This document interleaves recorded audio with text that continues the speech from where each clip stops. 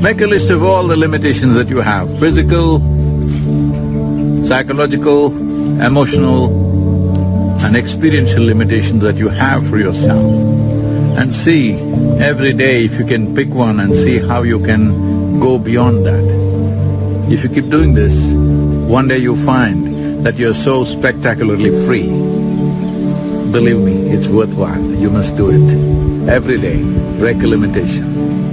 Unfortunately, our education systems were made like this, right from kindergarten. Who is first, who is second, who is third? You want to be first. So, your sense of happiness is only when everybody is doing worse than you. What kind of life is that? Why are we structuring our lives like this, that if everybody is doing badly, I will feel great? I think it's sickness. Hello? One fundamental problem is we have created an education system where you're misunderstanding memory and information as intelligence. Biggest mistake we've made. This is the reason why someone who is growing up in a city looks smarter than somebody who's in the village, simply because of information. Information is not intelligence. I'm not saying you should not fall in love with somebody, but don't be in a rush to live. At this stage in your life, see how to build yourself up into a worthwhile life, then things will come to you in a certain way. If you rush into life too early, then, other aspects of growth it'll get stunted. Knife is not a dangerous instrument. The hand which holds it can become dangerous. Like, is a car or a motorcycle a dangerous thing? No, it's a wonderful thing. But so many people kill themselves. If you handle it right, it makes your life. If you don't handle it right, it takes your life. But the greatest instrument that you have in your life is your own body and your mind. If you don't handle it right, it will take your life, of course. When you're young, probably you never thought about it, but you better think about it, because before you know what happened, you'll be dead one day. Yes, most people think other people die.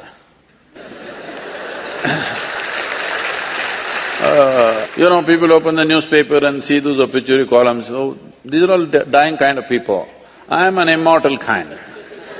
No, I am reminding you, you and me will die. Even today, though people think and claim that they are very intellectual, still emotion is the strongest dimension in most human beings. Maybe it's not finding expression, it's gotten constipated in expression, but inside, it's roiling them all the time. They are not experiencing sense of absolute love towards everything, but they're angry towards everything, they're anxious about everything, they're tense about everything, these are all emotions. What is the point? You came here to live, isn't it? Sleep is a small necessity, we have to take care of it. But have you come here to live or to sleep? Why you're going into sleep is just to bounce back with new vigor of life. Because if you don't go to sleep tonight, tomorrow morning you will become like this. Rest is the basis of activity. But we are only resting to be active. We are not resting to rest. Then you will rest in peace. See, health does not mean that just the medical parameters are okay. Health means you must feel a certain sense of wholeness. The word health itself comes from that word whole. A certain sense of wholeness. When you wake up in the morning, you are more alive than you are when you went to bed. You feel 10 years younger than the time when you went to bed. If you feel like that, that means you're healthy. It is just that all the tests are showing you're normal, that is still not normal, because you have no experience of health. What is it one thing that always draws people? What is it that one thing that makes a person look wonderful is, it is not the shape of your nose or the point of your chin or your hairstyle or something. A joyful face is always a beautiful face, isn't it so? Your nose can be like this, it doesn't matter. Joyful face is always a beautiful face.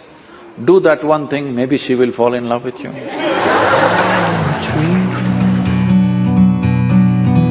I'm just sitting here,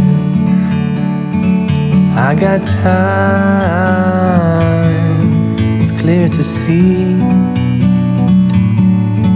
From up here, the world seems small. We can sit together